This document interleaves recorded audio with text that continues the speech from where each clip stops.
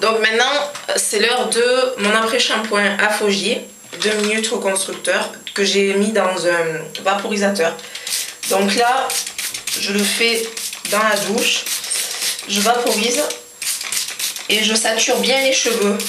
Comme ça, je suis sûre d'avoir mis suffisamment de produits de partout sans être obligée de devoir l'étaler. Voilà, donc je préfère saturer vraiment les cheveux sans l'étaler dans les cheveux parce que sinon ça va m'obliger à soulever les cheveux, à en mettre de partout avec les mains et c'est là que ça va me les emmêler. Donc je soulève légèrement et je mets avec le vapeau.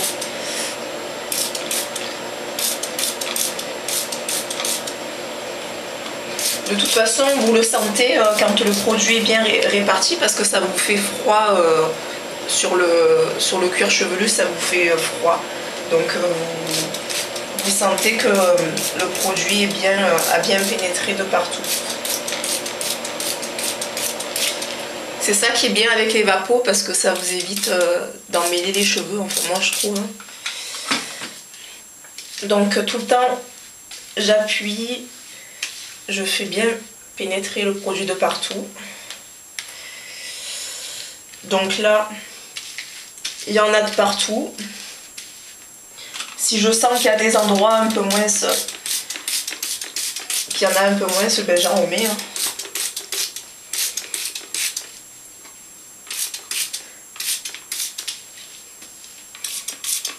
Et déjà là, je sens que mes cheveux deviennent plus doux.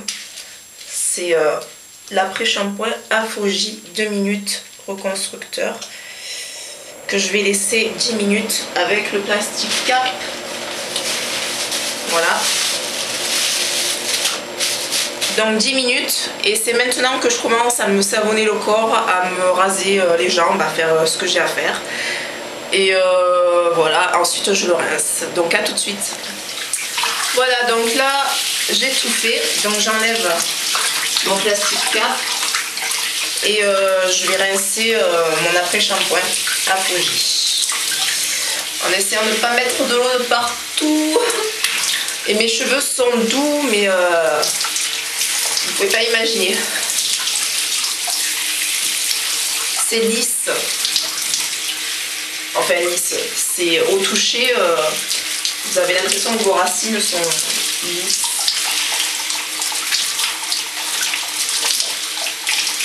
Donc là, mes cheveux ne sont pas du tout emmêlés.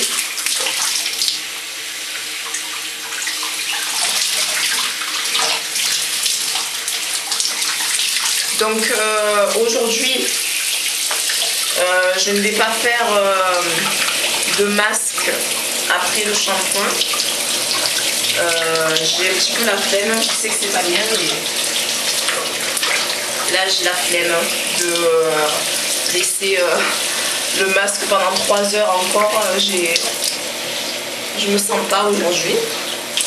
Donc je vais appliquer mes leave-in conditioner, donc mes après-shampoings sans rinçage. Et ensuite je vais sécher les cheveux et faire les plaques. Voilà. Donc là mes cheveux sont vraiment démêlés. Si j'avais envie de sécher juste à la serviette et de les attacher comme ça aurait été nickel. Je sais pas si vous voyez, voilà, il n'y a pas de nœud, il n'y a rien. J'aurais pu les laisser sécher, attachés comme ça, pour que mes cheveux soient aplatis en fait, en séchant naturellement. Voilà. Donc, toujours avec de l'eau tiède, pas trop chaude.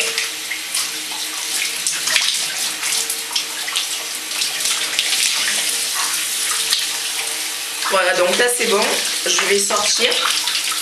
Je sors mes cheveux, comme ça. Et je prends une serviette. Hop. La serviette. Et en fait, je fais que tapoter, comme ça. Je vais mettre mon peignoir parce que il fait un peu froid. Hop. Donc quand je sèche, je fais pas ça avec la serviette non plus. Je tapote. Voilà. Bon ben je vous retrouve tout à l'heure. Voilà, donc on est sorti de la douche. On a rincé l'après-shampoing. Donc normalement, pour celles qui le désirent, pour celles qui sont motivées, vous pouvez faire votre après-shampoing que vous laissez à peu près, je sais pas moi, 1 heure ou le temps que vous voulez et tout. Et en fait moi quand je fais ça, une fois que je suis sortie de la douche, je le rince quand même tête en arrière. Donc je vais vous montrer comment je fais. Ben, c'est tout simple en fait, je me mets accroupie. Je sais pas si on voit bien, j'espère. Donc là il y a le rebord de ma baignoire, je me penche. Je me place bien au niveau des omoplates là, pour pas que ça me fasse trop mal au cou. Et avec le jet de douche, ben, je rince comme ça. Voilà. Et j'essaye d'aller très vite parce que si vous mettez un peu de temps à faire ça, ça vous fait mal au cou. Donc voilà, ma technique à moi pour rincer les cheveux en arrière. Donc voilà, donc là j'ai appliqué mes leave-in conditioner, les deux de Afoji plus le hydratant de Cream of Nature. Ensuite j'ai appliqué mon protecteur de chaleur Heat Style que j'ai mélangé un peu avec un peu d'eau dans le vapeau. Donc j'ai saturé mes cheveux jusqu'à ce que ça dégouline. Ensuite j'ai essoré comme ça. Là en bas il y a le lavabo, donc il n'y a pas de souci, j'ai essoré.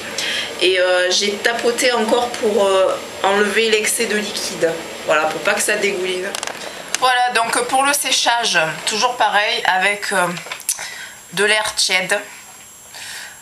Donc je vais sécher en essayant un petit peu de démêler avec les doigts. Et je vais un petit peu étirer sur les repousses pour pouvoir les détendre un peu avec le séchoir. Voilà. Donc c'est parti.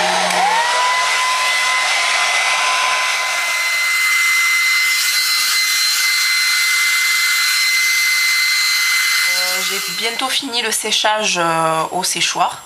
Et en fait là ce que je remarque c'est que mes cheveux sont d'une extrême douceur. Donc là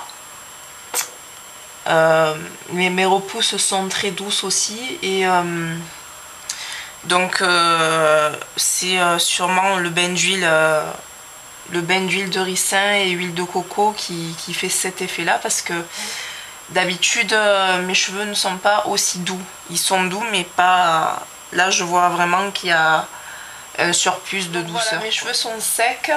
Donc maintenant mèche par mèche je démêle comme ça. Mais bon, mes cheveux sont déjà démêlés. Donc voilà, maintenant je fais des plaques comme ceci. C'est pas la première fois que je montre comment je fais les plaques, donc vous devez savoir. Hein. Je vous conseille de privilégier aussi les produits naturels. Donc tout ce qui est huile. Voilà, parfois c'est beaucoup mieux que les produits, tous les produits qu'on achète et tout. Donc voilà, j'intègre l'huile de coco dans mon régime capillaire parce que elle a vraiment fait la différence. Enfin moi je trouve qu'il y a une différence avec les autres jours où j'avais pas encore utilisé cette huile de coco. Donc maintenant je l'utiliserai souvent en bain d'huile. Et je vais essayer, pourquoi pas, d'en mettre aussi sur les pointes légèrement pour pas que ça fasse trop huileux. Donc voilà, j'espère que cette vidéo vous a aidé, que ça vous a plu. Je vous dis à très bientôt et je vous embrasse tous. Merci de vous être abonnés à ma chaîne, ça me fait vraiment plaisir. Et je vous dis à la prochaine, à très bientôt. Bisous, ciao.